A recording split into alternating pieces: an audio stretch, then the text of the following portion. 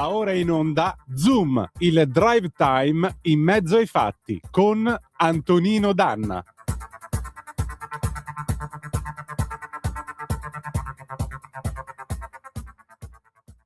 One, two, three, sciamani, oh, andiamo tutti, let's go. Andiamo tutti, let's go, rock sciamani.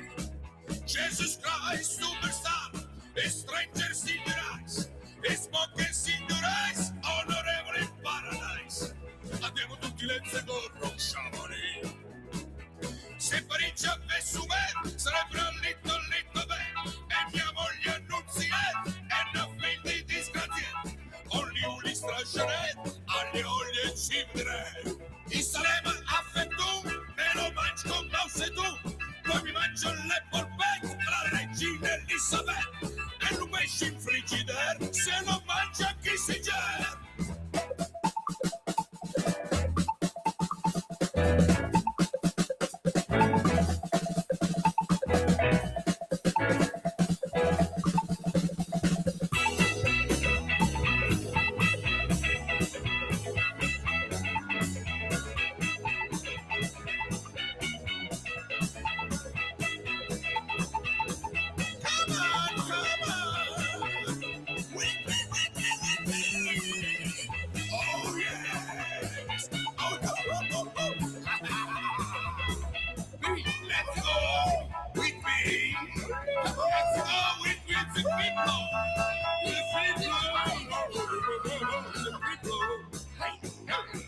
Jesus Christ, superstar, strangers in your eyes, smokers in your eyes, honorable in paradise. Andiamo tutti, let's go, rock sciamani. Se Parigi avesse un sarebbe un little bene, e mia moglie annunziata, e una figlia di disgraziata, ogni uli strasciaretta, alle oglie ci vedrei. I salema affettu, me lo mangio con mouse tu, poi mi mangio le polpette, la regina Elisabetta, e lo mesci in frigidaire, se lo mangia chi si gera. You, and you, and seven,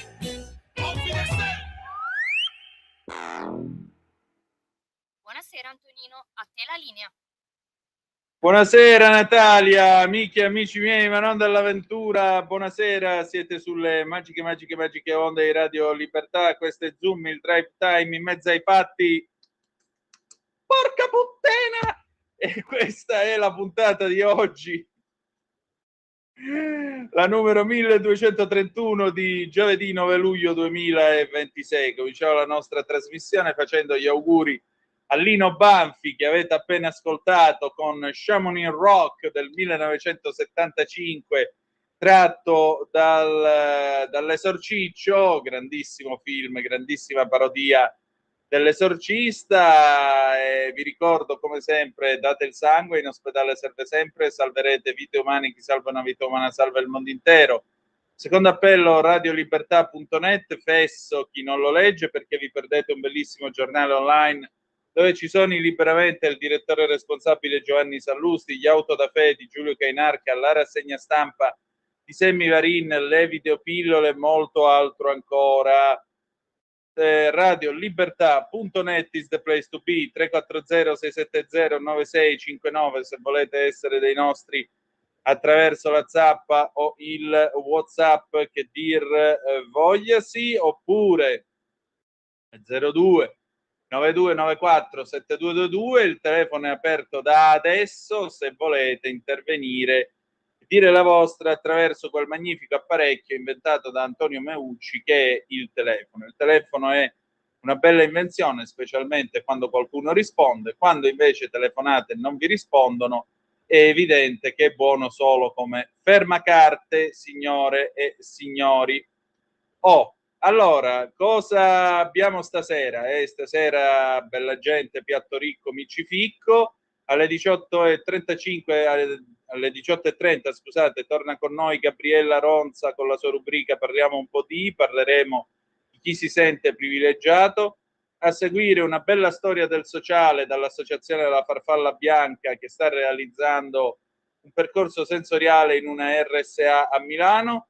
E poi abbiamo Fabio Amendolara che ci racconta l'incredibile notizia che arriva dal Veneto, dove questo imam, lo avrete sentito, questo imam costringeva i ragazzini a delle vere e proprie torture, tipo datti gli schiaffi da solo e così via, per far imparare loro il Corano. E questo ci lascia abbastanza perplessi, per non dire basiti.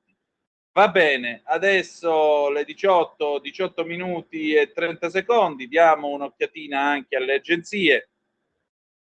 L'ANSA, il maxi incendio a Milano, la DDA indaga per incendio doloso, l'ipotesi di reato è stata formulata in via precauzionale proprio per accertare ed eventualmente escludere che si sia trattato di un attentato o sabotaggio.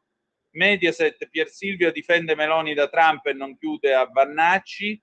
Meteo, terza ondata di calore fino al 20 luglio, attesi 43 gradi in Sardegna.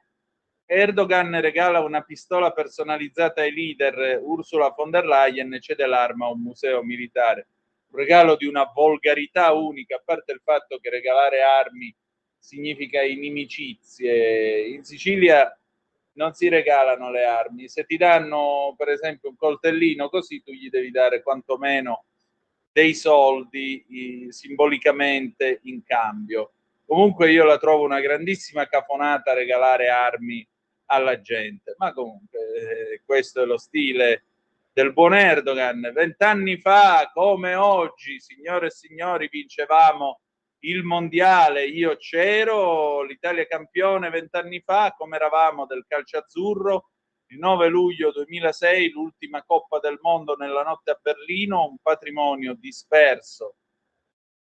Musica, Anna, io come ultimo, successo perché uso la stessa lingua di chi mi ascolta, e poi l'anniversario agguato allo Stato, 50 anni fa, il sacrificio del grande giudice Vittorio Corsio, e domani invece saranno passati 50 anni dall'incidente di Seveso, ve lo ricordate, l'ICMESA? Sono successe di cose in quel lontano 1976. Vediamo un attimo, c'è un messaggio che arriva, lo vediamo subito. Marco da Mantova al telefono, pronto? Grandissimo Antonino, ciao. Ciao carissimo, dimmi. Tu hai detto che si può intervenire, e la notizia della pistola regalata da Erdogan mi ha spinto ad intervenire. Intanto, per la serie, ma che è sta cafonata? Allora, Antonino, purtroppo noi non riusciamo a capire l'Islam perché non siamo musulmani. Io non dico che la pistola si trovi come regalo nel Corano, assolutamente no, però noi stiamo assistendo, grazie a Immaranza e a tutti quegli immigrati musulmani che non sono venuti in Europa in pace per migliorare la loro vita, ma per sottometterci e soggiogarci.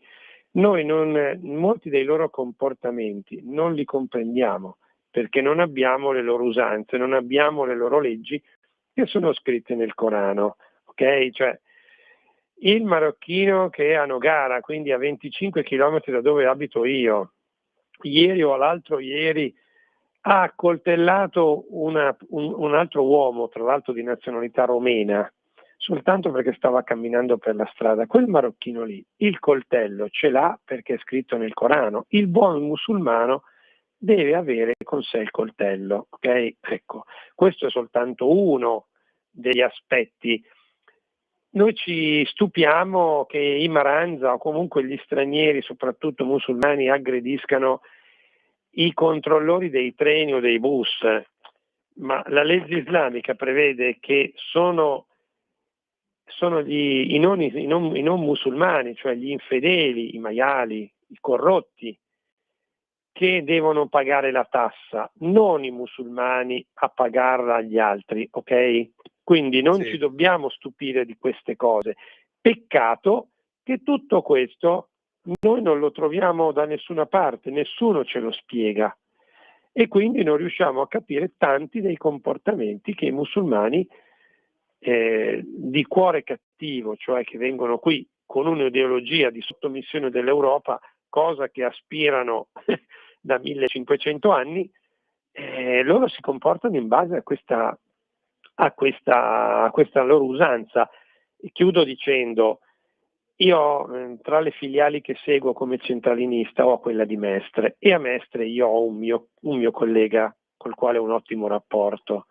A Mestre noi sappiamo, Venezia Mestre, c'è una foltissima comunità di bengalesi che fanno comunella tra di loro, non hanno rapporti con i non cristiani, se non perché costretti, ad esempio chi ha il conto in banca perché ha aperto il negozietto.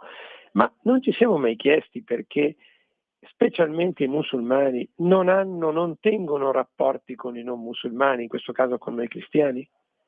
Perché c'è scritto nel Corano, ok? E quindi loro si comportano con noi di conseguenza a quello che c'è scritto nel Corano. Sarebbe utile che qualcuno ci desse qualche informazione per cercare di leggere i loro comportamenti ed eventualmente di possibilmente tutelarci. Questo era quello che volevo dire io a te. Ti saluto, grazie Antonino. Grazie a te. Adesso qui Parlamento con Paolo Formentini. Vai pure Natalia, per favore. Qui Parlamento. L'accordo in esame, composto di un preambolo e 7 articoli, crea un quadro di riferimento organico per rafforzare la già intensa cooperazione tra Italia e Albania.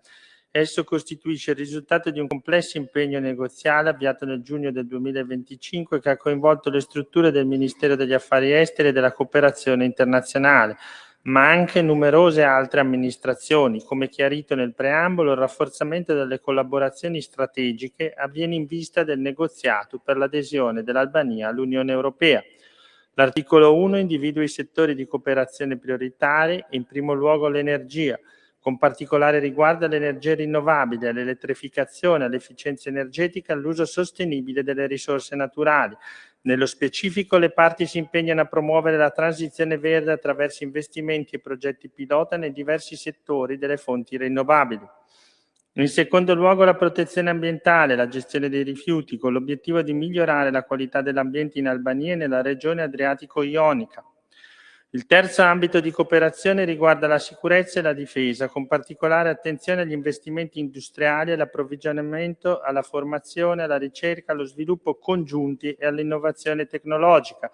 Il quarto settore di collaborazione concerne la protezione civile, mentre il quinto riguarda la cooperazione in materia migratoria. Le parti concordano di rafforzare il contrasto all'immigrazione irregolare, affrontando le cause profonde del fenomeno e contrastando il traffico e lo sfruttamento di esseri umani. A tal fine collaboreranno per la realizzazione di partenariati con i paesi di origine e di transito dei migranti, secondo modelli come il Piano Mattei per l'Africa e la strategia dell'Unione Europea Global Gateway, e garantiranno un'attuazione efficace dell'accordo del 6 novembre 2023 sulla cooperazione in materia di migrazione. Il sesto ambito di cooperazione riguarda la giustizia e gli affari interni, in particolare tramite assistenza legale reciproca nella lotta contro la criminalità organizzata transnazionale, il terrorismo internazionale, il riciclaggio di denaro e il traffico illecito di esseri umani e sostanze stupefacenti, nonché il trasferimento dei condannati nei paesi di origine. Un altro settore prioritario di collaborazione concerne le infrastrutture. In questo ambito le parti si impegnano a promuovere la costruzione e modernizzazione di ferrovie, autostrade, aeroporti e porti, nonché delle infrastrutture digitali. I due paesi intendono altresì potenziare la collaborazione nel settore sanitario per migliorare la qualità, l'accessibilità e l'efficienza dei servizi sanitari albanesi, anche attraverso la promozione di partenariati pubblico-privati con soggetti italiani. Nel settore agroalimentare, la cooperazione tra Italia e Albania mira a promuovere la sostenibilità, l'innovazione e l'integrazione dei mercati. Nell'ambito del turismo si mira allo sviluppo congiunto di modelli sostenibili e diversificati attraverso la formazione e la facilitazione degli investimenti.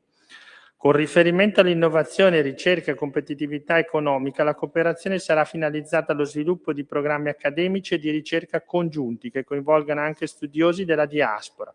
Nell'ambito dell'istruzione, l'intesa ha l'obiettivo di incrementare la mobilità, il reciproco riconoscimento delle qualifiche, i rapporti tra i sistemi educativi dei due paesi e l'internazionalizzazione dei sistemi. Infine, l'accordo prevede iniziative per il coinvolgimento della diaspora e gli scambi culturali, anche attraverso la creazione e la promozione di piattaforme di comunicazione dedicate, tra cui canali televisivi e digitali, per rafforzare l'identità culturale e linguistica e mantenere il legame con il paese d'origine. L'articolo 2 disciplina il quadro di attuazione dei progetti di cooperazione, prevedendo la responsabilità di ciascuna parte nella selezione degli enti pubblici o privati che realizzeranno i progetti nel loro territorio. L'articolo 3 individua le forme di cooperazione tra le parti, tra cui assistenza tecnica, progetti congiunti, sostegno a joint venture, scambi di visite, formazione e partecipazione a programmi europei, iniziative di partenariato pubblico-pubblico e pubblico-privato, sviluppo di infrastrutture innovative, mostre, festival e fiere. L'articolo 4 precisa che tutte le informazioni classificate scambiate tra le parti saranno protette in base all'accordo per la reciproca protezione delle informazioni classificate, fatta a Tirana il 9 dicembre 2014. Quanto al disegno di legge di ratifica, si compone di 4 articoli. In particolare l'articolo 3 contiene una clausola di invarianza finanziaria. In conclusione, auspico una rapida approvazione del provvedimento in esame che, rinnovando i forti legami storici, culturali ed umani tra i due paesi e i loro popoli, tramite l'individuazione di aree e settori ritenuti strategici per un ulteriore consolidamento delle relazioni bilaterali, conferma il pieno sostegno dell'Italia al processo di integrazione e adesione dell'Albania all'Unione Europea. Grazie. Grazie a lei. A questo punto, sottosegretario. Qui Parlamento. Stai ascoltando Radio Libertà, la tua voce libera, senza filtri né censure, la tua radio.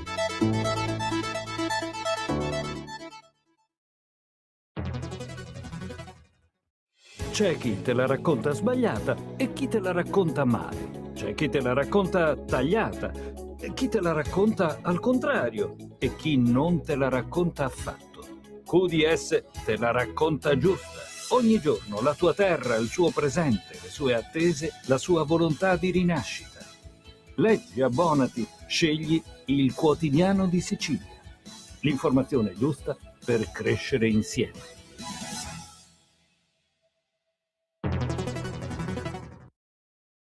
Lo amiamo perché ci offre sempre le cose più buone e naturali. Linea Alberto Acerbis. Problemi respiratori, tosse, raffreddore, tosse secca, tosse grassa. Abbiamo il prodotto che ti può aiutare. Bronco Free, la soluzione bevibile alla bava di lumaca, timo, verbena, altea, papavero e marrubio. Un insieme di erbe e di prodotti che aiutano a sciogliere il catarro e a favorirne l'espettorazione in maniera naturale. La tosse è un meccanismo espulsivo naturale che il nostro organismo mette in atto quando all'interno delle nostre vie respiratorie entrano virus, entrano batteri, entrano sostanze che il nostro organismo ritiene dannose. Come fare per calmare la tosse? Bisogna sciogliere il catarro e favorirne l'espettorazione attraverso un mucolitico naturale. La bava di lumaca, infatti, attraverso gli enzimi litici in essa contenuti, aiuta a sciogliere appunto il catarro e aiuta la sua espulsione. Abbiamo un'offerta straordinaria per voi stamattina. Se dite ascolto Radio Libertà e chiamate lo 030 68 40 408, 3 flaconi di Bronco Free a 59 euro, e se dite ascolto Radio Libertà voi non pagate le spese di trasporto e in più avete uno splendido omaggio. Chiamate adesso 030 68 40 408. Ma tu ti senti privilegiato? Salve a tutti e benvenuti sul mio canale. Sono Gabriella Ronza e oggi parleremo di privilegio e di capitale secondo Bourdieu. Avete mai pensato che il privilegio in fondo sia soltanto avere una preoccupazione in meno? Siamo abituati a pensare al privilegio come qualcosa di eccezionale, una persona che usa un jet privato, un patrimonio inestimabile, una situazione di fama, di bellezza, di potere, ma in realtà il privilegio è qualcosa di molto più sottile e molto più diffuso. Possiamo infatti concepirlo per ogni situazione e in ogni campo, e in un certo senso chiunque di noi può sentirsi privilegiato per un certo aspetto della sua vita. È una definizione che ho pensato riflettendo su delle situazioni del tutto pratiche e quotidiane. Il privilegio è avere una preoccupazione in meno. Se un uomo si trova a camminare da solo di notte, a parte casi eccezionali, dovrà preoccuparsi di due cose: un'aggressione e un furto. Se nello stesso luogo vi cammina una donna, generalmente dovrà preoccuparsi anche di una terza cosa, una violenza. Quindi in questo caso sì, avere un privilegio e avere una preoccupazione in meno. Ma in realtà questa cosa riguarda veramente tutti. Una persona ricca ovviamente meno preoccupazioni di una persona economicamente non stabile, e così come una persona che ha una famiglia unita e presente o gode di buona salute. Ciascuno di noi può concepire di avere un privilegio in più o in meno rispetto a un altro, e quindi essere privilegiato in un determinato campo delle nostre vite. Ma questo significa che dobbiamo demonizzare il privilegio o i privilegiati? Assolutamente no. Il punto è averne consapevolezza, non invidiare il privilegio altrui, e rendendoci conto che ognuno ha un proprio privilegio rispetto a una certa cosa, e anzi, nel senso, fare il proprio rispetto alla possibilità in più che ha, cercando di rendere la quotidianità degli altri meno pesante, meno triste, meno precaria, e quindi fare la propria parte nella vita quotidiana per sfruttare quella fortuna, cercando di contribuire a salvaguardare gli altri nelle proprie piccole sfortune. In pratica il mio privilegio non deve rendermi superba, deve essere un modo che io utilizzo per migliorare la società in cui tutti abitiamo, perché si spera che anche gli altri facciano lo stesso con i propri. Nel momento in cui usiamo il nostro privilegio, la nostra preoccupazione in meno per attuare azioni egoistiche o di prevaricazione, è normale pensare che allora effettivamente è ingiusto che si abbia quella preoccupazione in meno. Sicuramente in un mondo giusto nessuno dovrebbe avere tante preoccupazioni in più rispetto agli altri, ma si fa quel che si può con quello che si ha, e questa è la realtà in cui viviamo. Dobbiamo utilizzare il nostro eventuale privilegio per aiutare il prossimo e sensibilizzare questa società.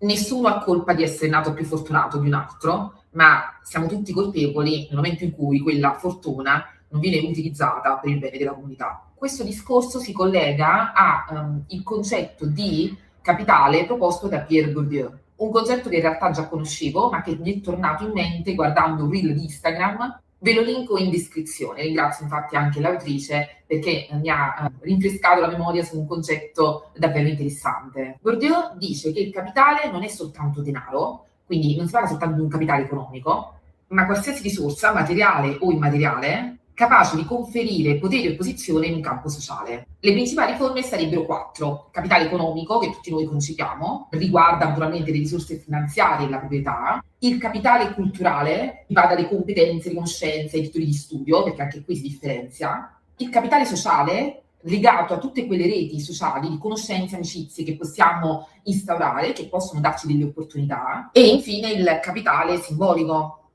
ovvero il prestigio e il riconoscimento sociale che legittimano e rendono efficace tutte le altre forme di capitale. Ed è qui che possiamo ben legare il concetto di privilegio espresso prima con quello di capitale. Avere tutti questi capitali è avere delle preoccupazioni in meno. Quindi, ripeto, il privilegio non è soltanto un privilegio economico. Il privilegio può essere appunto simbolico, prestigio, la posizione sociale, può essere culturale, il privilegio di avere più conoscenze rispetto a un altro, può essere appunto sociale, il privilegio di avere più amici, più opportunità, più reti di contatto, e quindi in questo il privilegio è avere una preoccupazione in meno e avere tanti capitali in più in diversi campi o per diversi motivi. Riconoscere il privilegio e comprendere il funzionamento dei capitali non dovrebbe servire a creare divisioni, ma dovrebbe servire ad aiutarci ad avere consapevolezza di queste cose per sfruttarle al meglio dal punto di vista comunitario, per il bene appunto della comunità. Allora, voglio sapere nei commenti cosa ne pensate. Sono discorsi complessi, difficili. Dico sempre che questi video non sono video di approfondimento, ma sono video in cui si può riflettere insieme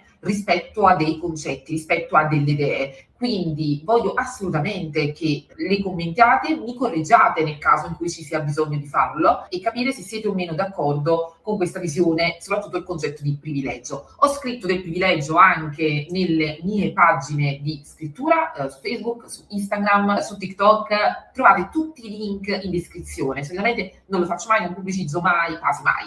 le mie pagine di scrittura, ma molte delle cose che trovate in questi video sono poi espresse per iscritto all'interno dei miei altri canali. Questo perché in realtà io sono principalmente un'autrice, quindi sarei molto felice di vedervi anche lì. Il canale a poco, mano a mano sta crescendo.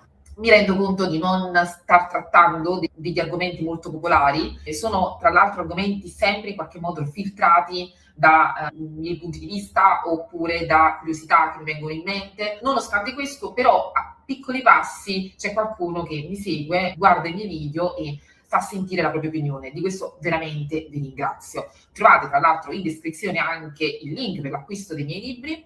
Grazie a tutti per essere stati qui con me, ci vediamo nel prossimo video, vi saluto, un bacio, ciao. A te la linea, Antonino. Grazie Natalia, alle 18:38 minuti e 40 secondi sulle magiche onde di Radio Libertà. Antonino Danna al microfono con voi per questa puntata numero 1231 di Zoom, e se va a sentir, naturalmente noi andiamo avanti con la nostra trasmissione, e nell'andare avanti vi dico pure che sono arrivati dei messaggi che vado immantinenti a leggervi. Vediamo un po'. L'Europa sta inviando a tutti i paesi lo schema dei blocchi e sanzioni verso Israele dopo quelle sulla Russia, ma verso chi blocca una via mondiale essenziale come Hormuz non si fa nulla? Lasciamo il gioco sporco solo all'America e non rivendichiamo la libera navigazione? Agli aguzzini del velo islamico iraniano occorre far abbassare la cresta. Aiutiamo sino in fondo gli USA e Israele, il popolo iraniano democratico, o ce ne pentiremo poi. Maurizio, ti chiedo scusa.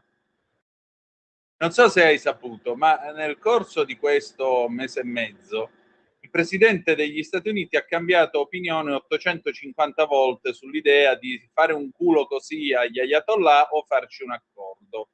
Ieri sera era di nuovo dell'idea di fare un culo così agli ayatollah, e infatti nella notte hanno bombardato Bandar Abbas, hanno bombardato l'ira di Dio.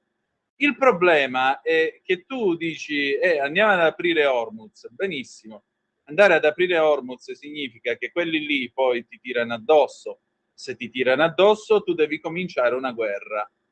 Ora io ti pongo una domanda: secondo te questa Europa, che è farcita di un certo Islam politico che guarda caso occhieggia a Teheran, ha i capasisi per fare una cosa del genere? La risposta a tutti voi.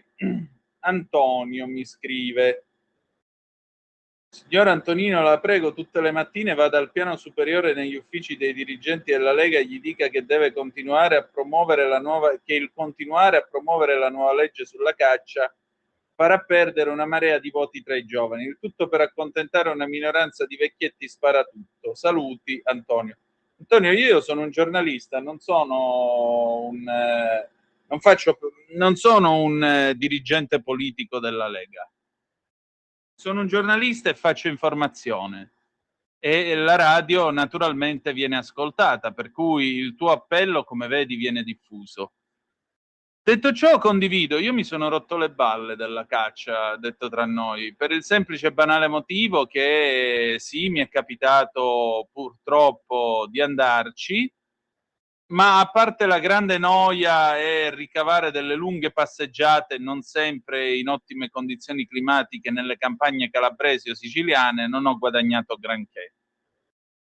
C'è chi ci trova uno sport. Io credo che non sia uno sport sparare a degli animali. Se ci vogliono andare vadano pure, ma credo che ormai abbia fatto abbondantemente il suo tempo. Anche perché quando ci sarebbe bisogno dei cacciatori, cioè per sterminare i cinghiali che devastano e distruggono le coltivazioni, puntualmente, come non è, fanno di tutto per fermarli. E allora, a questo punto, che senso ha allargare le specie da cacciare, tutte queste robe qua? Bah, francamente, non lo so, io preferisco passare le domeniche in altro modo, detto tra di noi. Poi, per carità, chi ci vuole andare ci va, contento lui, contenti tutti. Io ne ho tratto solo un'enorme noia, e mi ricordo che quelle volte in cui mi è capitato di sparare ho volutamente mancato il bersaglio. tra le incazzature dei presenti, ma io credo di aver fatto la cosa giusta, detto tra di noi. Va bene. Adesso, bella gente, sono le 18:42, anzi quasi 43 minuti. Vi voglio portare dalle amiche dell'associazione La Farfalla Bianca, che già l'anno scorso è stata nostra ospite a Capitaneria di Porto, il programma estivo, lo spin-off estivo di Zoom, e torneremo anche quest'anno. Mi raccomando, avremo di nuovo il mercatello, le notizie, faremo un viaggio nel meglio del trash degli anni 70-80, ma detto ciò, torniamo dalle amiche dell'associazione La Farfalla Bianca, che si occupa di realizzare dei sogni per chi non c'è più. State a sentire che bella storia in una bella RSA sta per nascere in quel di Milano. Vai pure, Natalia. E allora io oggi ritrovo con molto piacere Antonella Dell'Aquila e Alessandra Raveane, che sono, correggetemi se sbaglio, presidente, la prima, la nostra Alessandra, e cofondatrice, cioè la nostra Antonella è presidente, la cofondatrice è Alessandra, giusto o no? Giusto, Dell'associazione La Farfalla Buongiorno. Bianca. Oh, ricorda e sogna, ricordiamolo chiaro chiaro. Ben trovate allora. Intanto grazie al vostro tempo, a me fa molto piacere trovarvi perché in questa trasmissione vogliamo dare spazio appunto al sociale. Dare spazio al sociale significa anche dare voce a chi si adopera per questo sociale. L'estate scorsa ci avete raccontato un bel po' di cose e adesso, mentre le immagini scorrono, c'è un nuovo progetto a cui voi state lavorando. Ricordiamo ai nostri ascoltatori che la Farfalla Bianca è un'associazione che si occupa di realizzare, per quanto possibile, dei sogni che naturalmente devono essere sogni con un risvolto sociale, con un'utilità sociale, mi permetterei di dire. E in questo caso la Farfalla Bianca, appunto, ricorda e sogna. La Farfalla Bianca vuole realizzare un pergolato, il Vialetto delle Rose Gentili, un pergolato terapeutico nel Living Garden dell'RSA Arzaga di Milano in memoria di Teresa Senini. Come mai questa iniziativa? Ben trovate di nuovo. Grazie Antonio, ben trovato anche a te a distanza di un anno, fa piacere risentirsi e riparlare diciamo dei nostri progetti. Esattamente, abbiamo fatto un po' di passi avanti ecco, nell'ultimo anno e quindi abbiamo parlato di tanti progetti, abbiamo potuto fare piccole e grandi cose e poi ci è capitato questo grande progetto molto importante dove tra le altre cose ci stiamo muovendo anche nella parte comunicativa in modo molto diverso perché la sua stessa realizzazione è abbastanza articolata. Noi tendenzialmente come lavoriamo? Arriva una richiesta da una persona che vuole ricordare una persona cara scomparsa, questa richiesta giustamente come dicevi tu la tramutiamo in un progetto sociale, quindi ci attiviamo affinché troviamo chi possa beneficiarne, che ci sia un fil rouge tra questa richiesta e il progetto che realizziamo, lo realizziamo e dopo lo raccontiamo. Questa volta invece, come raccontiamo in questa locandina, il sogno è talmente eccezionale che non è possibile non raccontarlo prima, anche perché verrà realizzato in tempi medio-lunghi. I lavori sono iniziati quest'estate adesso e si concluderanno il 27 di marzo. Come dicevi tu, questo sogno arriva da una persona cara, vicina a questa signora Teresa Senini, di cui poi vi racconteremo i dettagli, e che era una persona vissuta all'inizio del secolo tra Monza, Brianza e la zona di Salò, una persona che ha vissuto quindi la sofferenza della guerra, rimasta da sola, giovane, a 39 anni, e che tra le sue passioni aveva anche la coltivazione di fiori, quindi, e aveva creato nella sua casa proprio un arco tipo questo, un arco che diventava una isola felice per lei magari in momenti difficili e anche per chi la andava a trovare. Chi era vicino a questa signora ci ha chiesto appunto di riprodurre questo sogno a livello sociale. E quindi la nostra rete ci ha portato a incontrare questa RSA milanese, l'RSA di Arzaga, dove opera un'altra fondazione e associazione di volontariato con cui siamo entrati in contatto.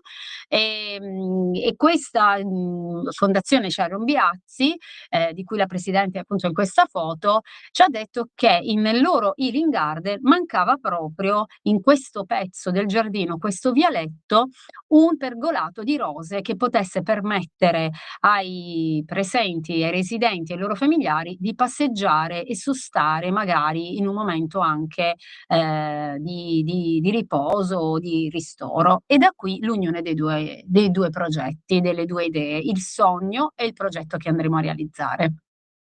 Molto bello. E raccontiamo anche ai nostri ascoltatori come fate a realizzare questi progetti, perché naturalmente è impegnativo e c'è anche una spesa da affrontare.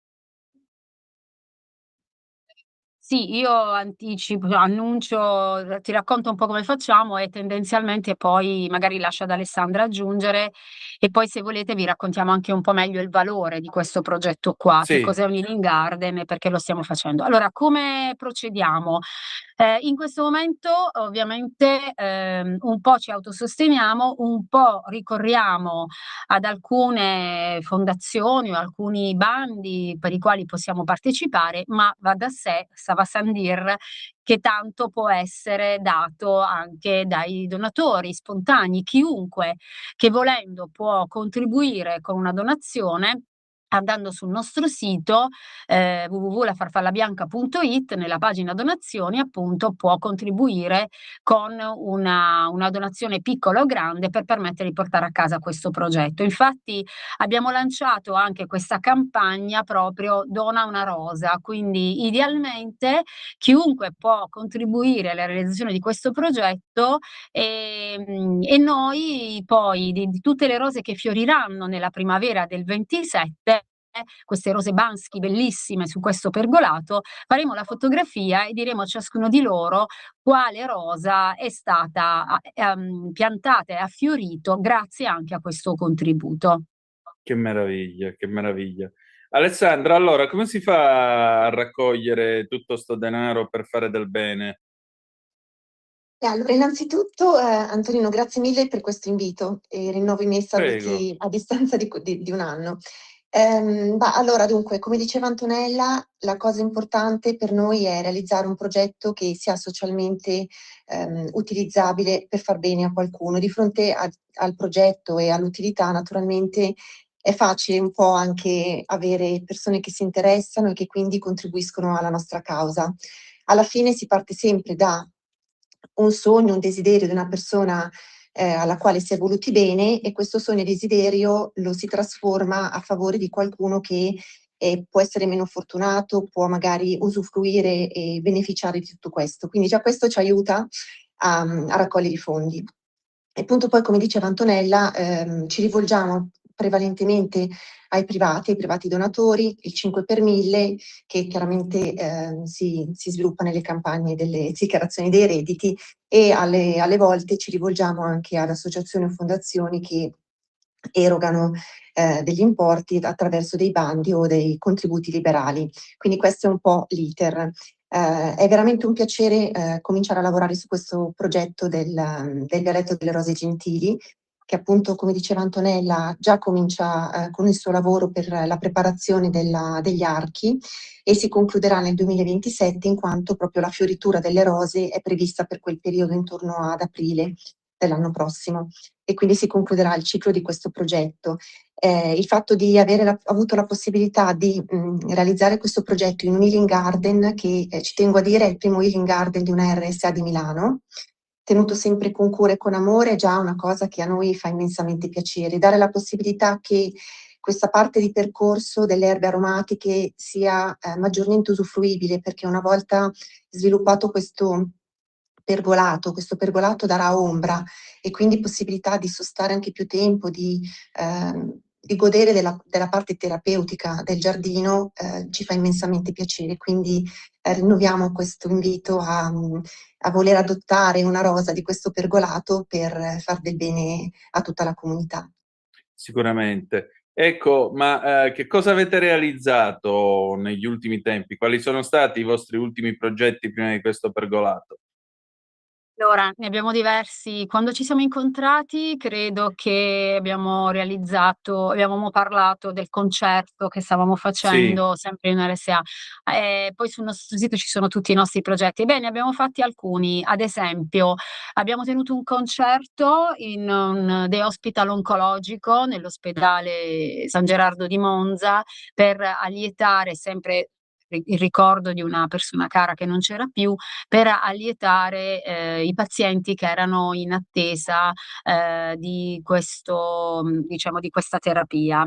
Abbiamo realizzato un altro progetto che si chiama Dance to Remember, dove al paese ritrovato di Monza, dove risiedono persone con deficit cognitivi sino ai livelli di Alzheimer, ed è stato un progetto davvero molto emozionante, perché grazie all'aiuto di una professionista, ballerina, ma anche diciamo un'insegnante terapeutica, abbiamo realizzato un corso di danza in 3 lezioni con saggio finale per queste persone, insieme anche ai loro cari. Quindi è stato emozionante vedere come la musica riattivasse persone che magari erano catatoniche fino a pochi minuti prima.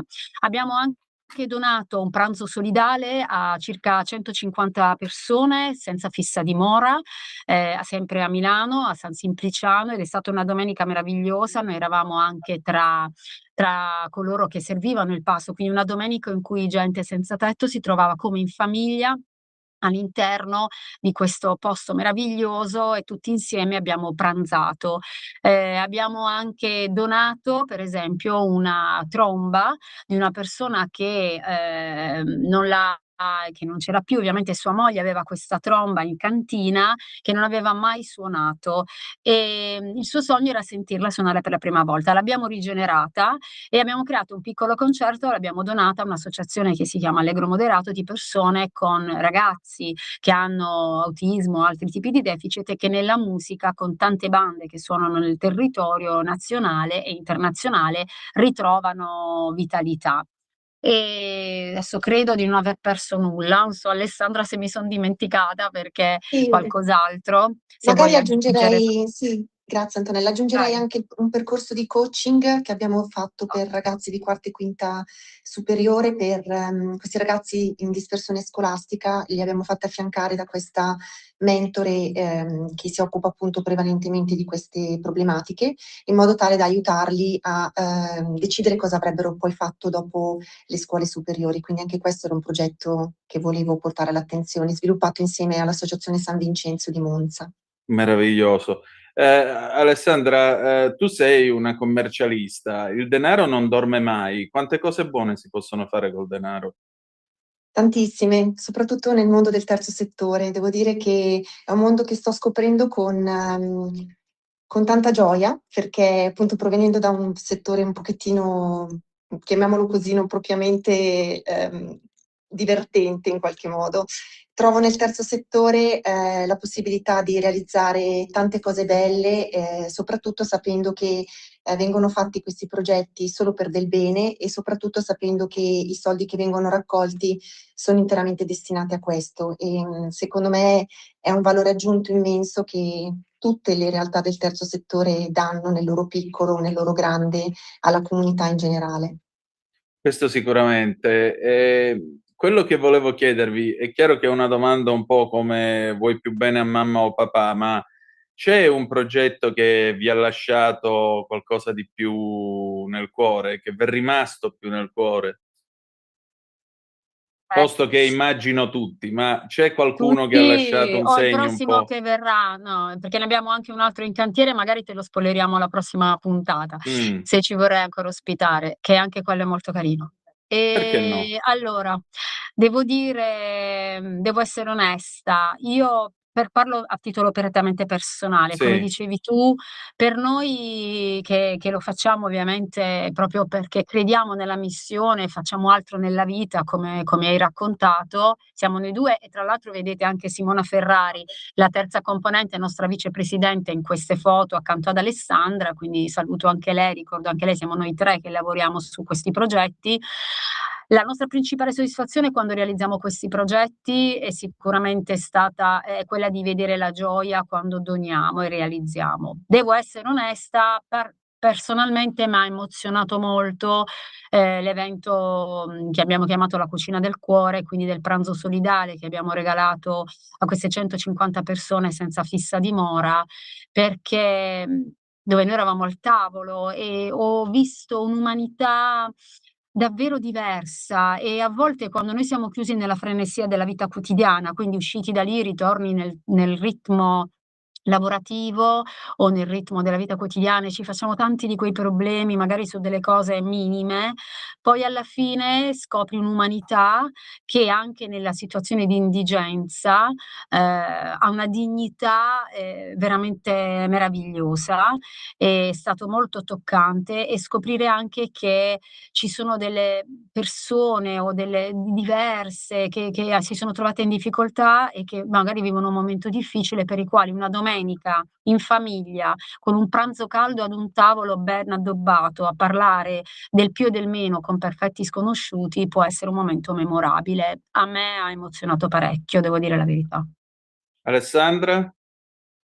Allora Antonino, io non saprei trovare un progetto che mi è piaciuto di più o di meno, mi ha colpito di più o di meno. Sinceramente io amo il progetto della Farfalla Bianca, l'associazione in sé, quello che vuole portare avanti la mission. Il concetto di partenza, di voler ricordare, di voler da un dolore portare avanti un qualcosa di bello che possa anche curare il cuore, alla realizzazione del progetto che quindi porta beneficio a chi lo si dona, a ciò che arriva sia dalla persona che ti chiede di realizzare il progetto, sia dalle persone che ne beneficiano. È, come dire, è un amore concatenato e diciamo a cerchi concentrici che si allarga sempre di più, che mi fa amare proprio il concetto della nostra farfalla bianca e di tutti i progetti, quindi non posso dare una risposta specifica ad uno. Sentite, esiste l'Italia là fuori? Perché a guardare la televisione pare che ci sia solo Garlasco. Invece, al di là di Garlasco, con tutto il rispetto per i paesani che salutiamo nella provincia di Pavia, ma c'è l'Italia là fuori? Com'è fatta l'Italia? Chi è che la fa quest'Italia? A volte Eh? ha quasi paura a farsi vedere. L'Italia silenziosa, qualcuno avrebbe detto no, la maggioranza silenziosa, è silenziosa ma operosa, che crede nel valore quotidiano, anche con piccoli gesti, ed è fatta delle persone normali, di quelle che sanno guardare, ecco, sanno un po' andare oltre l'individualismo e l'egoismo un po' imperante, e forse non si fanno un po', come devo dire, stordire, lasciami dire, proprio da questa eccessiva comunicazione che tu mi insegni con la tua professione, che spesso, come dici tu, magari punta a raccontare solo quelle notizie che stimolano un po' il lato un po' più, come dire, no, pruriginoso di noi esseri umani, quando invece mi piacerebbe personalmente e anch'io appunto credendo nella nostra missione che si parli, che anche il bene faccia notizia, perché fa proprio bene. C'è molto operosa e silenziosa e forse anche meno desiderosa di apparire, forse per questo un po' che si conosce meno, secondo me. Alessandra, lo chiedo pure a te, esiste ancora l'Italia là fuori? Sì, penso di sì. Mi allineo molto al discorso che ha fatto Antonella. Il mondo del terzo settore, come ti dicevo, che io sto scoprendo recentemente, è un mondo formato davvero da tanta gente, da tanta bella gente, con un buon cuore, forse come dice Antonella, giustamente non vuole magari troppo apparire, ma nel sottobosco lavora tantissimo. Io mi sono resa conto in quest'ultimo periodo che senza il mondo del terzo settore tantissima comunità intorno a noi sarebbe lasciata a se stessa, e quindi sono contenta che esista, magari bisognerebbe aiutarla a che si sviluppi sempre di più. Mi avvio alla conclusione, vi voglio ringraziare del vostro tempo e della vostra cortesia. Intanto, come si può entrare in contatto con voi per proporvi ovviamente un sogno, quali sono i requisiti e come vi si può sostenere? Allora, per entrare in contatto con noi, sempre andando sul nostro sito, www.lafarfallabianca.it, c'è un form, dove ci potete iscrivere semplicemente, vorrei realizzare questo sogno, il perché, l'origine di questo stesso sogno. E i requisiti ovviamente sono quelli di voler realizzare qualcosa in memoria di qualcuno e pensare di realizzarlo ovviamente a scopo benefico, cioè tramutare tutto questo verso un'altra entità o soggetto che possa averne bisogno. Nella nostra c'è una mail ovviamente, info@lafarfallabianca.it, c'è un canale WhatsApp 328 2248 146 dove ci potete scrivere, e la donazione è anche lì nel nostro sito, c'è la pagina, si può effettuare con PayPal, tramite un bonifico o contattandoci, magari possiamo organizzare. Comunque ecco, è tutto ben raccontato se ci vogliono conoscere. Anche scriverci per avere qualche dettaglio, qualche curiosità, conoscere meglio noi stesse. Noi facciamo a volte anche tante call, tanti incontri conoscitivi, perché sai, c'è un po' anche di scetticismo, no, perché magari si fanno tante raccolte, si chiedono tanti fondi e uno giustamente dice: "Vorrei essere sicuro che questo venga destinato alle persone giuste". Quindi è corretto anche voler conoscere chi c'è dietro questi progetti, e noi siamo ben felici di metterci costantemente la faccia e il tempo. Alessandra? Confermo quanto ha detto Antonella, potete trovare tutti i riferimenti sul sito. Contentissime se ci volessero contattare per informazioni, anche per chi ci volesse richiedere dei progetti. Noi siamo anche molto felici di poter coinvolgere la persona direttamente nel lavorare con noi per la realizzazione. Non è necessario che la persona ci contatti già sapendo a chi voler destinare un progetto. Un progetto può essere costruito partendo proprio dal sogno, e da lì, con la persona che lo richiede, con le persone che lo richiedono, sviluppiamo quello che è il progetto più bello da poter fare in relazione alla persona alla quale viene dedicato il sogno. Quindi per chiunque volesse contattarci siamo sempre disponibili. Ecco, un'ultima cosa. Questa è la domanda del bravo intervistatore, secondo Gianni Minai. Io non lo sono, ma ve la pongo lo stesso. Che cosa farete domani? Domani lavorerò normalmente come ogni giorno per portare avanti comunque la vita, e continueremo, ecco, a lavorare anche sui nostri progetti. Noi per esempio, che mi son dimenticata di dire, abbiamo anche dei canali social, in Instagram e in Facebook, e personalmente a me piace anche raccontare quello che facciamo, tant'è vero che per il progetto del Vialetto delle Rose Gentili abbiamo promesso, e lo faremo, racconteremo in questi mesi proprio anche gli step di lavoro, dai primi lavori di posatura dell'infrastruttura a quando appunto tutto verrà realizzato, perché credo che sia veramente bello raccontare quello che facciamo concretamente e condividerlo. Allora, grazie a entrambe e che dire di Grazie a più? te. Al piacere di Grazie, risentirci Antonino. presto. Grazie Grazie mille. ancora. Alla Di nuovo. prossima. Ciao, Ciao. buona giornata. Sempre più liberi con La tua radio è il nuovo sito che mette in prima pagina opinioni, firme, notizie, uno sguardo nuovo e originale sui fatti che ci circondano. Il nuovo quotidiano online. Semplicemente radiolibertà.net.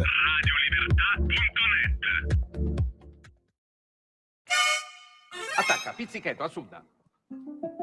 Senti, dunque, Bogotà, deragliamento di un treno, 250 morti, 275 feriti. Tu ci stavi su quel treno a Bogotà? No. E allora che ti incazziava? Questa è andata. Sidney è crollato un palazzo al centro di questa grande città di Sidney. Ci sono 57 morti, un sacco di feriti.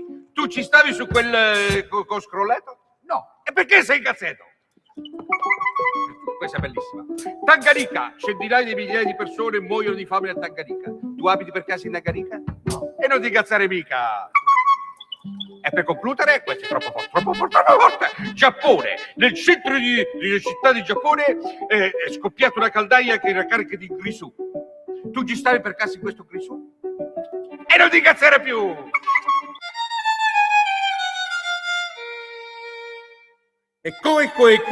Come sono contento.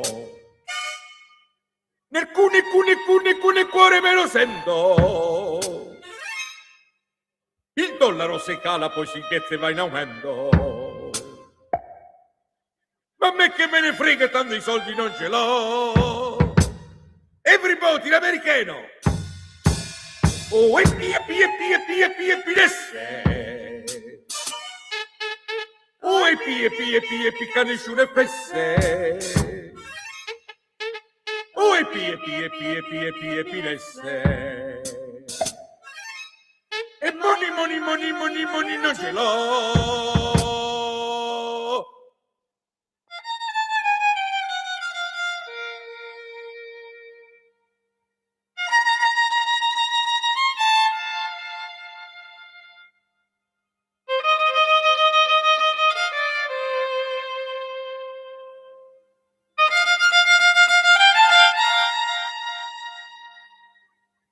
E come sono contento. Nel cune cuore me lo sento. Il dollaro si cala, poi si inghezza e va in aumento. Ma a me che me ne frega, tanto i soldi non ce l'ho. Everybody, l'americano.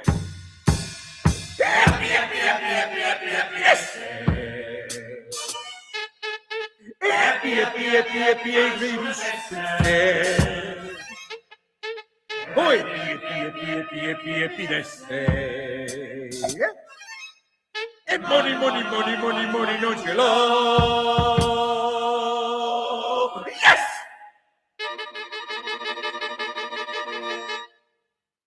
Te la linea, Antonino.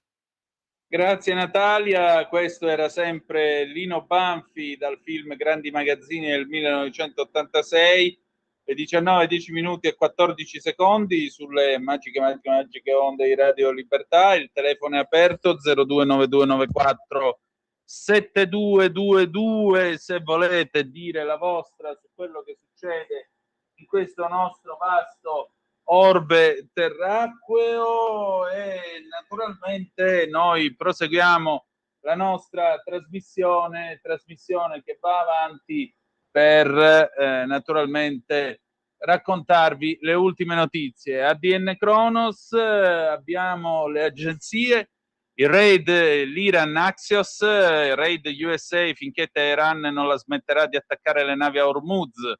Teheran risponde ai nuovi raid degli Stati Uniti con droni su Bahrain, Kuwait, Qatar, CNN, traffico Hormuz rallentato, Galibaf, stretto aperto solo con i nostri accordi, non con le minacce. Ancora la decisione spionaggio, l'Italia espelle i 2 addetti militari dell'ambasciata russa, i 2 addetti implicati nell'inchiesta che coinvolge ex 007 italiani. La Farnesina convoca l'ambasciatore di Mosca, ferma protesta per l'ingerenza grave e inaccettabile per la sicurezza italiana. Mosca, daremo una risposta adeguata. I mondiali, Francia-Marocco ad alta tensione, Parigi blindata per i quarti, nella capitale saranno schierati almeno 8.000 agenti.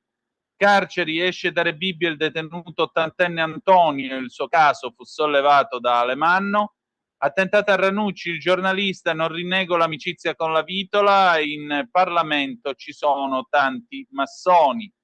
Allora, che ora è? Le 19:12, diamo un'altra occhiata anche alle vostre zappe e in particolare Maurizio, Antonino d'accordo sulla variabile Trump, ma la sostanza è che l'Europa vuol punire Israele con dazi o altro. Vabbè, se purtroppo abbiamo degli antisemiti e degli antisionisti che ormai non si vergognano più nemmeno di dimostrare il loro voto morale, che cosa ti aspetti? Abbiamo Vittorio al telefono, pronto? Buonasera, dottore Dorino, come va? Che si Non dice? sapevo che avevi queste virtù di venire in Sicilia, a Porto Empedocle, ovunque hai girato in Sicilia. Vedi? Insieme non siamo mio padre potuti- era di non- Bagheria, vedi tu se non l'ho girata io la Sicilia. Non sei delle Calabre tu? Sì, ma mio padre era di Bagheria. Secondo te danno il cognome di Varese? Non l'ho capito io. Bariotto, sì signore. Quindi ce l'abbiamo il sangue conseguito. E Antonio, io volevo dirti una cosa. L'altro ieri ho visto in televisione il ponte a 6.250 metri sul monte che hanno fatto i cinesi. Sì. E mi fa un corrivo quando sento che non riusciamo a fare il ponte sullo stretto, no? E mi sorge un dubbio, vediamo che cosa ne pensi tu, e così lo ascoltano pure gli altri. Io ho l'impressione che il Conte sia contestato il ponte, perché facendo il ponte con le grandi viabilità, i lavori in corso da Trapani fino a Siracusa, visto che conosci bene la Sicilia, quindi si attraversa, non che ci vuole una giornata intera per arrivare a Napoli da Palermo, va bene? Praticamente noi avremmo una grande viabilità che va a chiudere a Torino nel benedetto foro che devono fare fino a nord Europa, giusto? Una volta realizzato una linea del genere, i treni merci di all'epoca si mettono in funzione e quindi impiegherebbero molto di meno e costerebbero molto di meno per portare da sud fino a nord Europa eventualmente scambi. Mentre in questo momento ci sono multinazionali, ci sono i vaporetti, i vapori, le navi, i traghetti e tutte queste cose che può essere che ci sia un patto di interessi economici per cui c'è un impedimento del genere. Mi sorge un dubbio, per carità, non voglio dire niente, va bene? Mi fa piacere averti ascoltato, ti seguo sempre, questo è sicuro, e ogni tanto busso pure alla porta per farmi sentire da te. Ricordati che sono a Palermo, ricordati se vieni mi deve venire. Mi ricordo, sì, non ti Va preoccupare, bene, grazie. solo che io sono orfano qua a Palermo, non conosco nessuno della Lega. Io non so che devo andare a votare. Cioè io che nei bar, nelle cose, ho detto per me la lingua che parla la Lega è quella che condivido io. È inutile che ci facciamo cose perché è quello reale, vero, di fatti veri e concreti, no? Però se io mi rivolgo qua, io non conosco nessuno. Che una volta ho telefonato e mi rispondevano da carta. Io non capisco perché non riusciamo in Sicilia a mettere persone come sono i sindaci del nord e tutte queste cose. Quelli fanno politica locale, vero. Qua purtroppo siamo orfanelli, caro Antonio. Vediamo, speriamo che ancora ci sia un anno, quindi speriamo che sia un anno diverso. Mi è piaciuta la contestazione di Napoli, va bene? Ricordati, giù dalla Costituzione, non mettici le mani nella Costituzione, che noi siamo populisti e quindi togliamo la Costituzione, la cambiamo, va bene? Un abbraccio, Antonio, buona giornata. Un abbraccio a te. Allora, il problema del ponte sullo stretto è molto semplice, non è qui una questione di interessi o altri. È semplicemente una storia che si è trascinata troppo a lungo. In Toscana dicono che cose lunghe diventano serpi e questa lo è diventata. Dice, ma in Cina fanno i ponti, in Cina fanno le ferrovie. Sì, la Cina è una dittatura.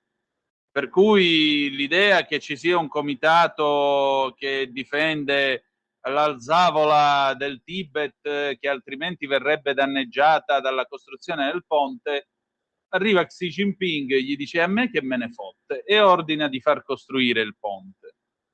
Poi magari si scopre dopo qualche anno che il ponte, per doverlo costruire così in fretta e fare la solita manfrina di dimostrare l'efficienza comunista cinese, guarda caso magari c'è il cemento depotenziato, magari c'è stato un errore di progettazione, magari la struttura non regge come avrebbe dovuto e così via. Ma al di là di questo, cerchiamo di non paragonare queste cose alle realtà che vengono costruite, ribadisco, in una dittatura dove tutti i controlli e tutte le norme di trasparenza e così via che ci sono non esistono. Nel caso del ponte, il ponte ha un altro grosso difetto che sconta, che viene portato dalla persona sbagliata. La persona sbagliata è, ahimè, Matteo Salvini, un uomo che è estremamente odiato, purtroppo, da chi? Dai soliti noti, i quali, persino alla Corte dei Conti, hanno tirato fuori tutta una serie di considerazioni contro il ponte, che io francamente mi pongo qualche domanda sull'equità di giudizio che è stata manifestata, ma ripeto, sono delle domande che tengo per me. Allora il punto qui qual è?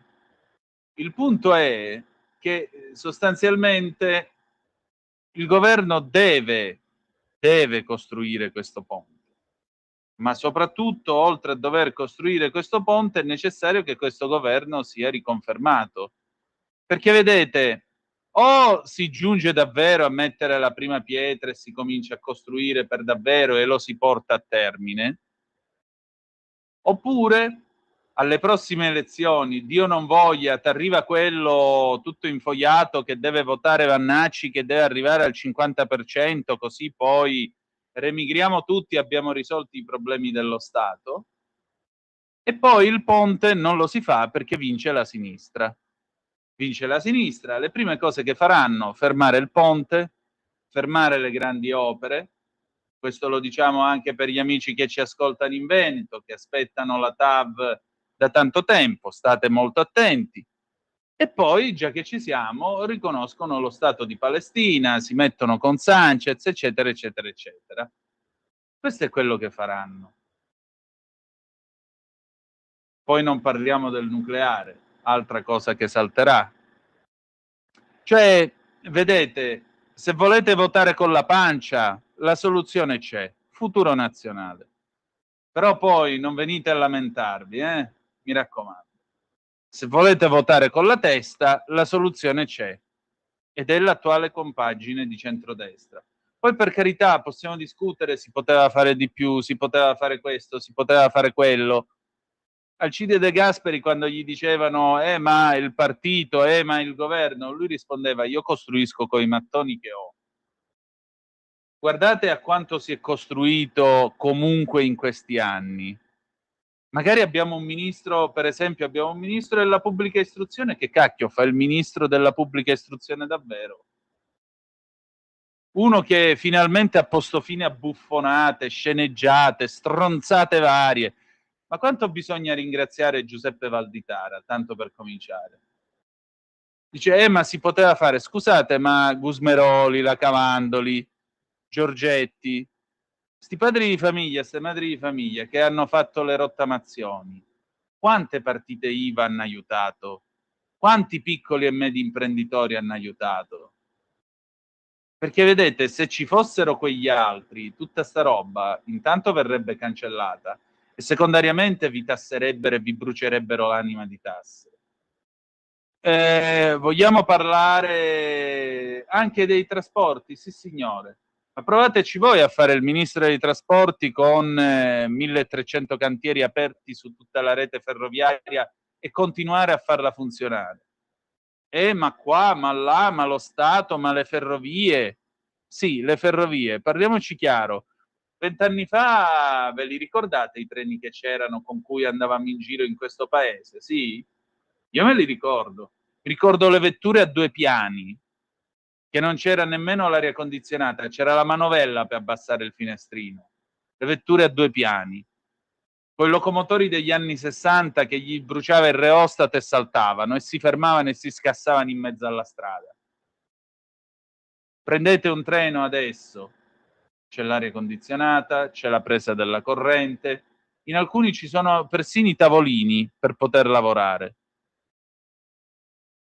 Ditelo a quelli che si stava meglio quando si stava peggio, ma voi riuscite a lavorare col vostro computer su un Intercity oggi? Sì, perché? Perché hanno fatto l'ambiente unico, ci sono i tavolini, le prese e quant'altro. al tempo in cui si stava meglio, quando si stava peggio, che era così bello. Sì, è vero che c'erano gli scompartimenti, ma voi non potevate lavorare, non potevate fare niente. I cantieri si fanno, sì, è vero, si fanno, c'è da sostituire il cavalcaferrovia a Firenze, a fine mese dovranno lavorarci ancora, ma i cantieri finiranno. E quando finiranno comunque ci sarà una rete ferroviaria più efficiente. E sapete perché ci siamo ridotti ad avere 1300 cantieri aperti in questo paese? Perché negli anni scorsi non gliene è fottuta a nessuno di potenziare le ferrovie in questo paese. Perché dovevamo fabbricare le automobili, perché dovevamo diventare un paese a quattro ruote. Vi do un dato. L'ultimo rapporto sul piano delle opere strategiche dice che nel nord-est il 62% della spesa è andato per le ferrovie e il 26% soltanto per le strade. Secondo me è la prima volta che succede dagli anni 50, probabilmente, dagli anni 60, da quando dovunque fosse possibile si faceva un'autostrada. Tant'è vero che poi abbiamo peccato nel 75 con la legge Bucalossi, che c'è stato lo stop a tutte le nuove costruzioni autostradali, e anche quella è stata una decisione alquanto discutibile, perché le cose vanno fatte con criterio. Né troppo, ma manco niente. C'è sempre una via di mezzo, eccetera, eccetera, eccetera. Allora, io voglio ricordare Vittorio Occorsio, prima di cedere la parola al nostro Fabio Amendolara. Il PM Vittorio Occorsio la mattina del 10 luglio del 76 venne ucciso a Roma, e in particolare prima di andarsene questi due sicari lasciarono alcuni volantini con la rivendicazione dell'omicidio firmato Ordine Nuovo, scrive l'ANSA, organizzazione terroristica di estrema destra parlamentare. Vittorio Occorsio aveva 47 anni, a ucciderlo fu Pierluigi Concutelli, militante di Ordine Nuovo, il comandante militare del movimento con la complicità di Gianfranco Ferro. Quel gruppo neofascista che il magistrato aveva contribuito a far sciogliere nel 73 applicando la legge Scelba, lo considerava un nemico da eliminare. Concutelli è stato arrestato nel 77, condannato all'ergastolo ed è morto a Roma nel 2023. Non ha mai cercato attenuanti, sono stato l'unico ideatore di quell'azione, mandante ed esecutore, scriverà anni dopo, rivendicando il delitto come atto politico. La carriera di Occorsio era stato un percorso speso tra i misteri della storia della Repubblica. Era stato il primo magistrato a indagare su Piazza Fontana negli anni 70, aveva seguito le piste della banda dei marsigliesi ricostruendo i sequestri di persona che avevano scosso l'Italia. Aveva individuato i legami tra criminalità organizzata, massoneria deviata, ambienti politici, terrorismo nero. Fu tra i primi a occuparsi della loggia P2 e aveva lavorato sul golpe borghese, intuendo che dietro le trame eversive si muovevano poteri occulti capaci di condizionare la vita democratica di questo paese. Se noi oggi siamo in una repubblica e non in una dittatura come qualcuno sognava negli anni 70, sia a destra che a sinistra, lo dobbiamo anche a Vittorio Occorsio, orgogliosamente e dignitosamente magistrato di questa Repubblica, che ha lasciato la vita per tutti noi. A lui, alla sua famiglia, tutto il nostro rispetto e ricordo e onore in questa giornata, 50 anni dopo. E adesso tocca a Fabio Amendolara, con cui ci salutiamo, e poi alle 19:45 chiudiamo con Bonnie Tyler, che se n'è andata oggi, Total Eclipse of the Heart, 1983. Grazie per essere stati con noi, ci ritroviamo domani alle 17:30 sulle magiche onde di Radio Libertà. E ricordate che the best is yet to come, il meglio deve ancora venire. Vi ha parlato Antonino Danna, buonasera. E allora io stasera ho il piacere di ritrovare il nostro Fabio Amendolara, valentissimo cronista della Verità. Fabio, ti dico la verità, io... Fallo tu che i capelli li hai a differenza mia, cioè insegnava il Corano dando schiaffi e calci ai minorenni, arrestato bengalese. Ammetto che ti ho invidiato molto perché avrei voluto mettermi le mani tra i capelli pure io. Fallo tu.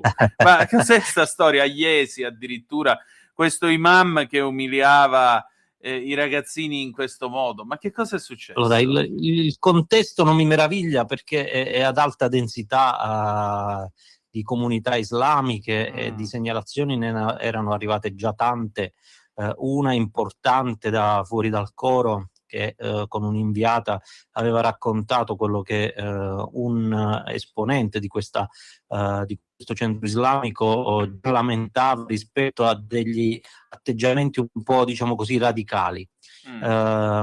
Scopre che ora diventa pubblico, ma si è scoperto alla fine dell'anno scorso, che questo maestro di religione islamica all'interno del centro avrebbe malmenato i ragazzini, usava, diciamo, dei metodi di insegnamento durissimi, tant'è che io nell'attacco del pezzo l'ho definito più un addestramento da caserma che una scuola coranica. C'erano poi delle punizioni durissime, dovevano fare gli squat se non erano preparati, se non rispondevano immediatamente come avrebbe preferito il maestro, e addirittura alcuni dovevano fare poi stare in ginocchio e tirandosi da soli le orecchie, insomma roba di un secolo fa. Se ne è accorto un insegnante ordinaria, perché vedeva questo ragazzino diciamo di origini nato in Italia ma da genitori di origine straniera, che mostrava del disagio, e poi una volta sentito è uscita fuori, diciamo, questa storia, e quindi ha segnalato alla polizia. Poi le attività investigative ha fatto il resto finché non è finito agli arresti domiciliari questo insegnante di religione. A Iesi sono rimasti un po' attoniti, diciamo, una parte della popolazione, perché poi un'altra parte della popolazione che ha a che fare con queste moschee da tempo segnalava all'eurodeputata della Lega Anna Maria Cisint che si sentivano i muezzin fare il loro richiamo per la preghiera, c'erano dei rumori molesti, insomma il quartiere viveva dei disagi. Invece l'altra parte della popolazione, diciamo così, è rimasta un po' attonita, perché questa era considerata un'associazione inclusiva, una di quelle che erano nate anche dalla Chiesa Cattolica, che organizzava eventi ai quali partecipavano gli esponenti delle autorità locali, quindi è stato un po', come dire, un fulmine a ciel sereno. Sono andato un po' indietro nel tempo a ricercare l'inaugurazione di questa scuola coranica per ragazzi. Ho visto che è stata inaugurata nel 2020, quindi sono 6 anni che si va avanti probabilmente con questo meccanismo. Mi auguro di no, spero che le indagini lo chiariscano, ma che cosa viene fuori? Che se uno è un po' curioso va a vedere un po' sui social di questa scuola coranica, di questa associazione, vede questa inaugurazione in pompa magna nel 2020 con le autorità locali nella sede nella Casa del Popolo di Iesi, con questi bambini che dovevano frequentata dal centro-sinistra di Iesi. Un tempo era considerato un luogo di aggregazione, questa associazione era considerata un'associazione tra le più moderate e addirittura pacifiste. Oggi però immagino che qualche imbarazzo in quegli ambienti ci sia, e se non c'è dovrebbe esserci. Decisamente, perché questa è una realtà, una comunità descritta come vicina alla corrente oltranzista dei Tabligh, niente di meno. Il loro compito sarebbe quello di riportare chi si è perso verso l'Islam radicale. Mamma mia! E poi tu dicevi questa cosa, nella Casa del Popolo di Iesi, l'associazione At Taqwa aveva presentato la scuola coranica davanti alle autorità locali, con tanto di recite e lettura del Corano e dei sermoni in italiano, e sullo sfondo, come dimostrano le foto ancora presenti sulle pagine social dell'associazione, le bandiere del Partito Democratico. Cioè, allora, se il prete va a benedire la scuola o un vescovo vuole dire messa per Natale, è un'ingerenza. Questa roba qua cos'è, scusa? Porta con te ovunque Radio Libertà. Scarica la app per smartphone o tablet dal tuo store o dal sito radiolibertà.net. Cosa aspetti? E poi se la prendono con Valditara per... Sì, appunto. Valditara, poi non ne parliamo, quante gliene hanno dette. Sono tutte questioni utilizzate a livello politico che però se qualcuno prova a muovere critiche a questi altri ambienti invece viene considerato uno che è contro l'integrazione, e invece no, invece proprio perché si vuole un'integrazione piena bisogna selezionare le associazioni del mondo culturale islamico con cui avere a che fare. Questa ha dimostrato di non essere all'altezza. Tra l'altro, leggo, nella zona dilaga il fondamentalismo in moschee spesso illegali. E qui ci sarebbe da chiedersi com'è che queste moschee fanno a prosperare. Mi pare che in questo paese ultimamente le moschee illegali siano un problema che c'è, ma non vedo la volontà di affrontarlo.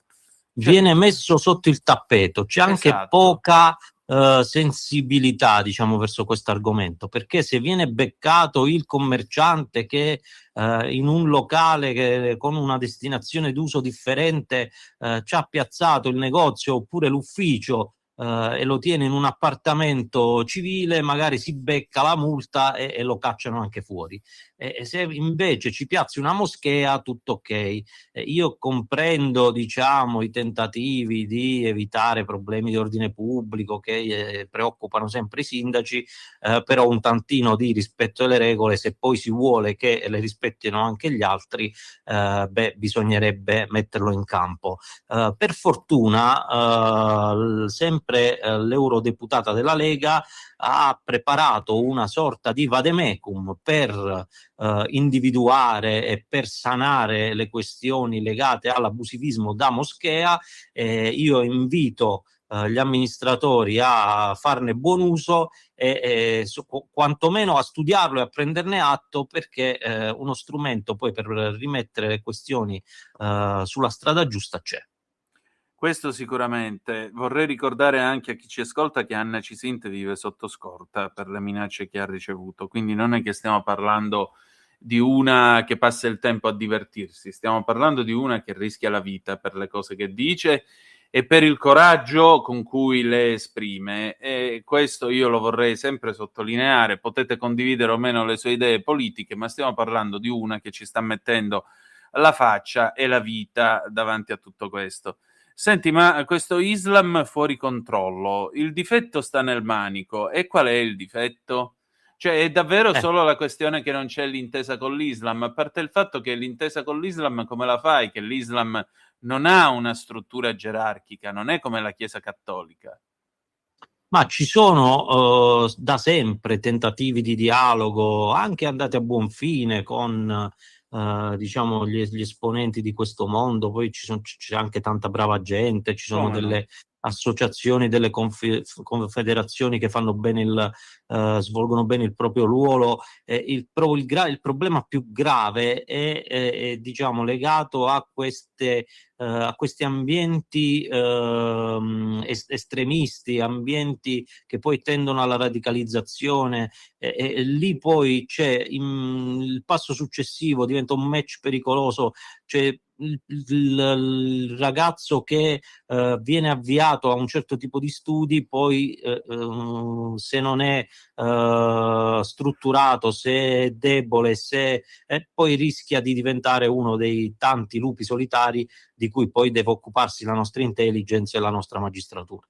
Già, appunto, lupi solitari che magari inneggiano all'Akbar, salgono su una macchina e te ne stirano 7, come è successo a Modena. Lo abbiamo visto tante volte. Anche se mi pare che in quel caso le autorità ci hanno spiegato che non era terrorismo, non si trattava di terrorismo. Non dobbiamo vedere terrorismo ovunque, però bisogna avere anche una certa sensibilità verso l'argomento. Io ad esempio, nel caso di Milano, quello del Gambiano, lo conoscete tutti, non sto qui a raccontarvelo. Quello che ha dato che ha cominciato le a pestare coltellate. uno e l'ha Ecco, io coltellato lì senza per il motivo. modus operandi, io lì ci vedo una forma da chiarire, non si sa il movente. Bene, se non sappiamo il movente, non trascuriamo quello che abbiamo trovato, e cioè cosa è stato trovato. Questo qui teneva come fotoprofilo WhatsApp un combattente con simboli da combattente e un fucile mitragliatore accanto.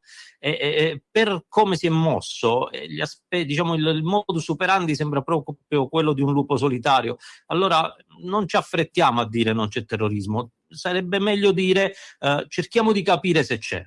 Sì, cerchiamo di capire se c'è, su questo sono pienamente d'accordo. Il problema è che qua in Europa ormai qualunque cosa succeda, che anche solo abbia un po' di puzza di terrorismo, puntualmente era un pazzo, puntualmente era qualcuno che aveva problemi di famiglia, che non ci stava con la testa e così via. E io, sai, a quel punto mi pongo qualche domanda, ma in questo momento preferisco tenermele per me. Senti, dal punto di vista dell'ordine pubblico, l'estate scorsa i francesi in un loro rapporto hanno detto che in Italia praticamente a Verona c'era una specie di centrale dell'Islam politico, possiamo dire.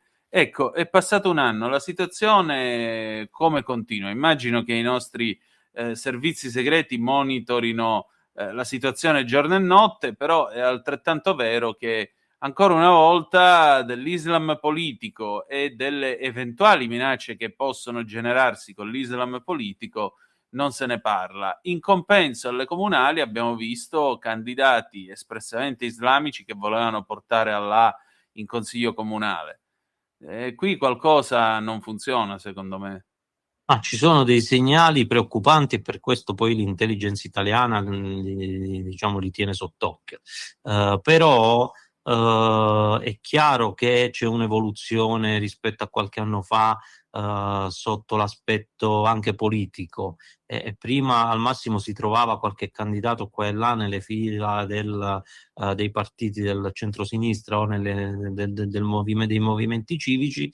Oggi si comincia a notare qualche aggregazione reale che ha velleità politiche, partitiche e di programmi.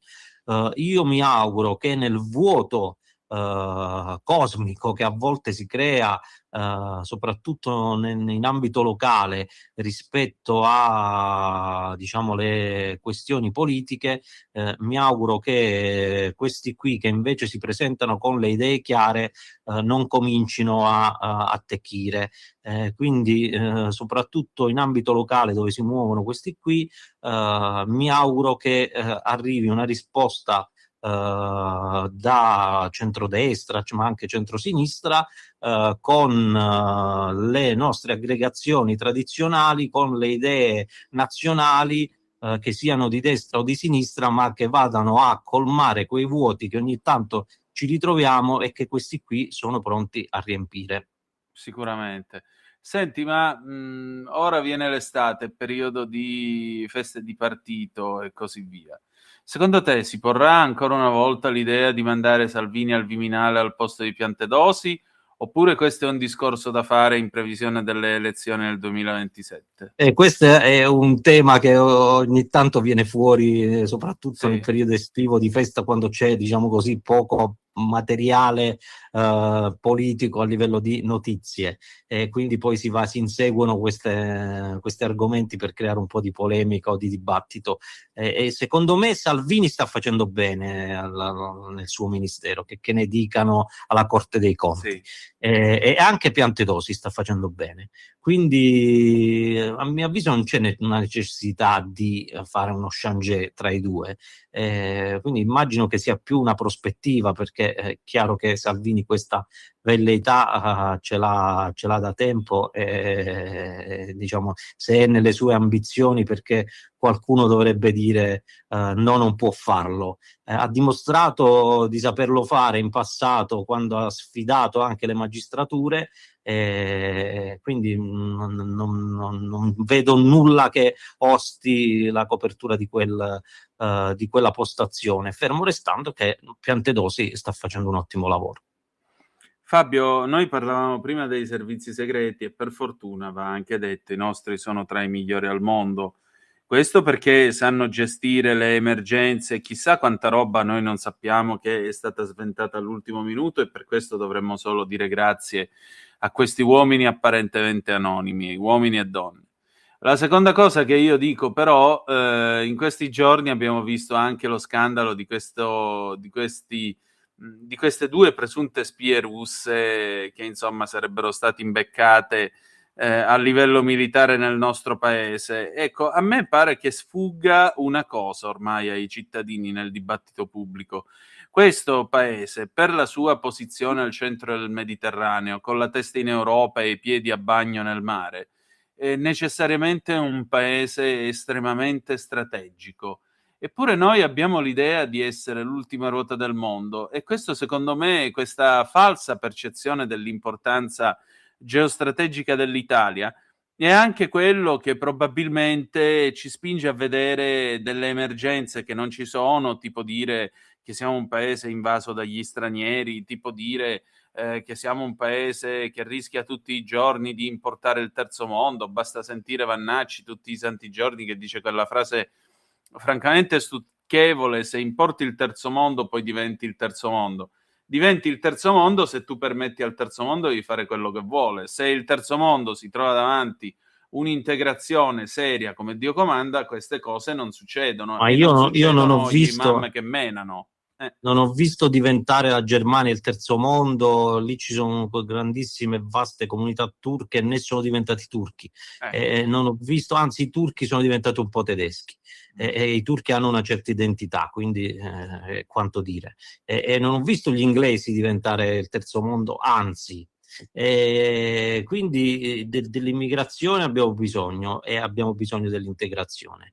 A me piange il cuore quando mi occupo è capitato veramente tantissime volte, di centri d'accoglienza che sfruttano poi l'occasione per diventare, per arricchirsi, chi li gestisce, per arricchirsi sulle spalle degli immigrati, senza offrirgli strumenti per l'integrazione, ma soltanto, diciamo, strumenti furbi a volte per aggirare l'ostacolo.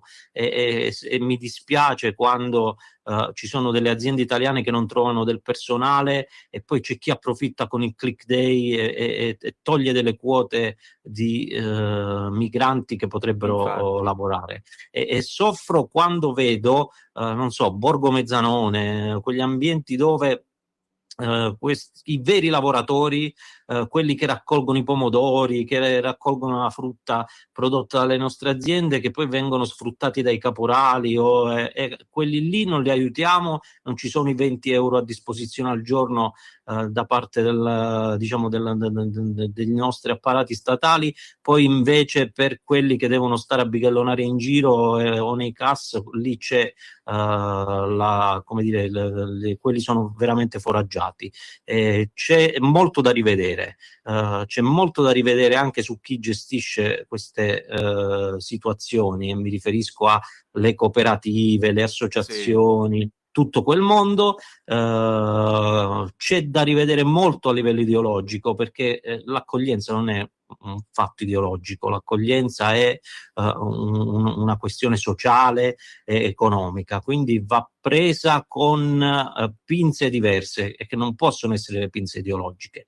Non si può fare politica sul migrante perché è deleterio da un lato, e tu hai fatto l'esempio di Vannacci, e dall'altro rispetto a chi è diventato un'icona per poi crollare, e mi riferisco ai vari Lucano, Boldrini, eccetera, eccetera. Quindi su Mauro, quindi troviamo la strada giusta, occupiamocene per quello che è, e governiamo questo fenomeno.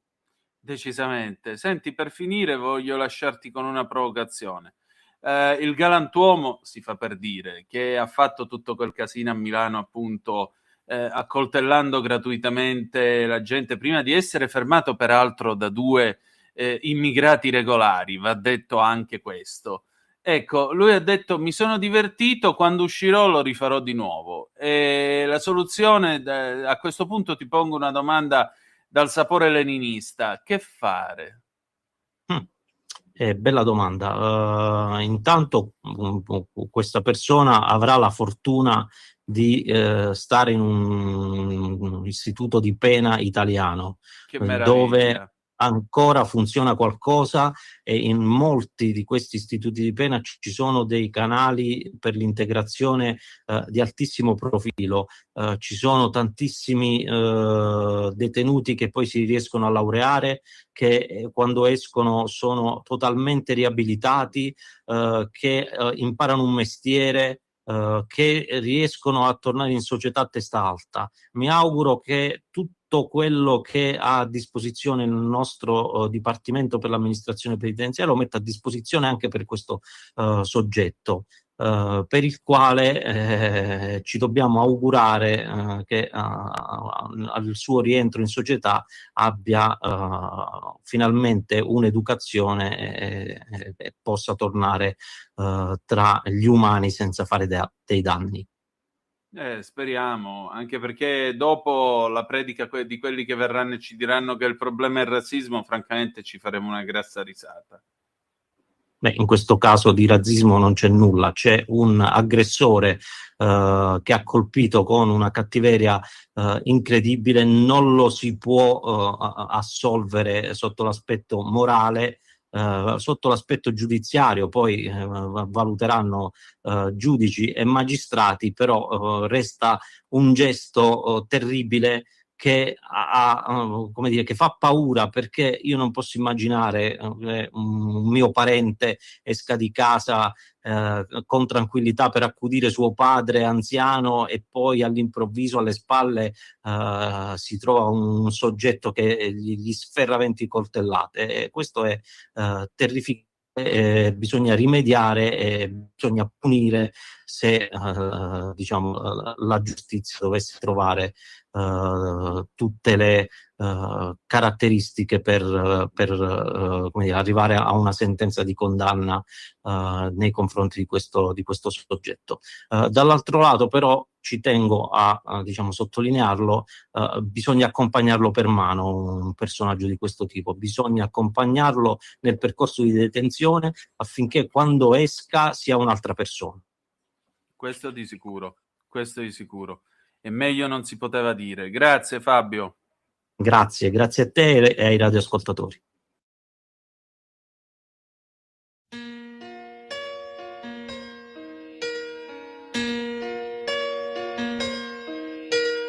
Turn around. Every now and then I get a little bit lonely and you're never coming around. Turn around. Every now and then I get a little bit tired of listening to the sound of my tears. Turn around. Every now and then I get a little bit nervous that the best of all the years have gone by. Turn around. Every now and then I get a little bit terrified, and then I see the look in your eyes. Turn around, bright eyes. Every now and then I fall apart. Turn around, bright eyes. Every now and then I fall apart. Every now and then I get a little bit restless and I dream of something wild.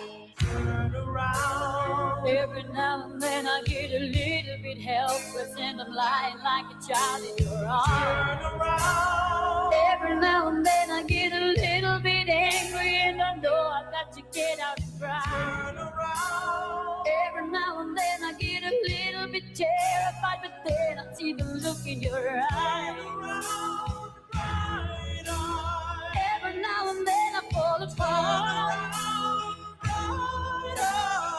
Every now and then I fall apart, and I need you now tonight, and I need you more than ever. And if you only hold me tight, we'll be holding on forever, and we'll only be making it right, 'cause we'll never be wrong. Together we can take it to the end of the line. The love is like a shadow on me all of the time. I don't know what to do and I'm always in the dark. We're living in a powder keg and giving off balls. I really need you tonight. Forever's gonna start tonight. Forever.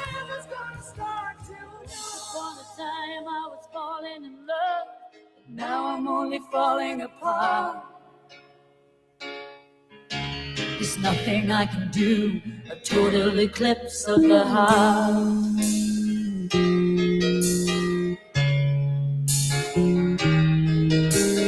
Once upon a time there was light in my life, but now there's only love in the dark.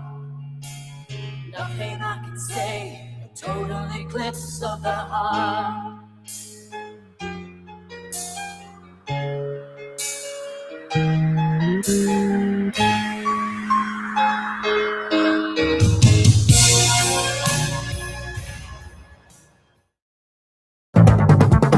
Avete ascoltato Zoom, il drive time in mezzo ai fatti.